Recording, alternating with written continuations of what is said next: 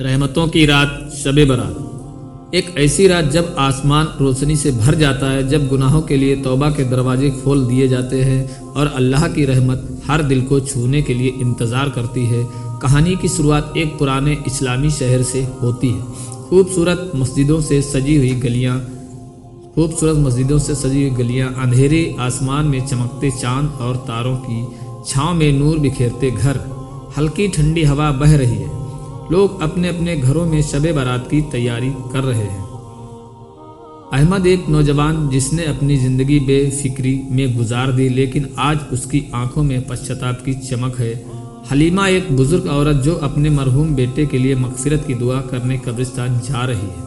ظفر ایک امیر سوداگر جس نے بہت سے غریبوں کا حق مارا، لیکن آج کی رات اس کی سوچ بدلنے والی ہے۔ شب برات کی مبارک رات، مسجد کی اذان اور توبہ کی صدا، رات کا پہلا پہر۔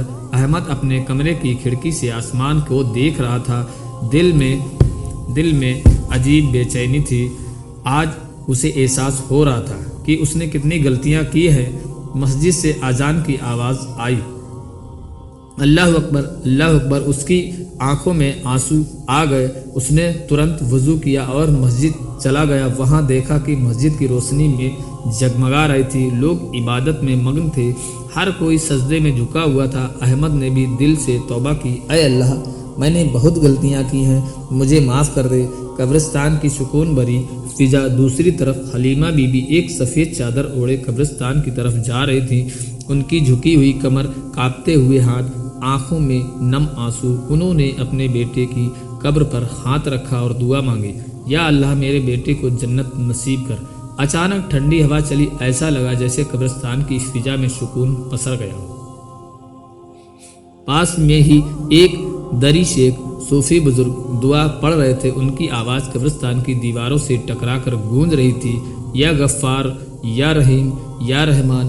ایک تجارت کا اصلی مطلب شہر کے امیر سوداگر ظفر کا محل جیسا گھر تھا، لیکن دل سکون سے خالی تھا۔ اس نے اپنی دولت غریبوں کا حق مار کر بنائی تھی۔ آج کی رات اس کے نوکروں نے اسے یاد دلایا کہ یہ شب برات ہے، مغفرت اور دعاؤں کی رات۔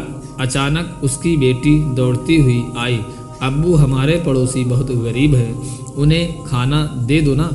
اس کی معصومیت نے ظفر کا دل پگھلا دیا۔ وہ خود کھانا لے کر ان غریبوں کے گھر پہنچ گیا۔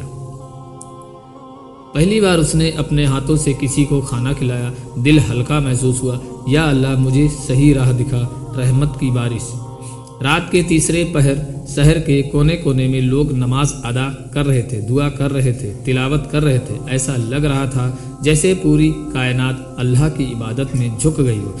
اچانک ہلکی ہلکی بوندا باندی ہونے لگی۔ یہ کوئی عام بارش نہیں تھی، یہ اللہ کی رحمت کی بارش تھی۔ احمد، حلیمہ، ظفر تینوں نے آسمان کی طرف دیکھا۔ دل سے ایک ہی لفظ نکلا، الحمدللہ۔ توبہ کرنے کے لیے دیر مت کرو، اللہ بہت بڑا معاف کرنے والا ہے۔ شب برات گناہوں کی آزادی کی رات ہے، اسے عبادت میں گزارو، دوسروں کی مدد کرو، غریبوں کو کھانا کھلاؤ، حق ادا کرو، اپنا مرحوم رشتہ داروں کے لیے دعا کرو۔ قبرستان جاؤ یا گھر سے ہی دعا کرو، کسی کے دل کو مت دکھاؤ، کسی پر ظلم مت کرو۔ کہانی ختم نہیں ہوئی ہے، یہ ہر سال دہرائی جاتی ہے جب بھی شب برات آتی ہے۔ کیا اس بار تم اپنی تقدیر بدلنے کے لیے تیار ہو؟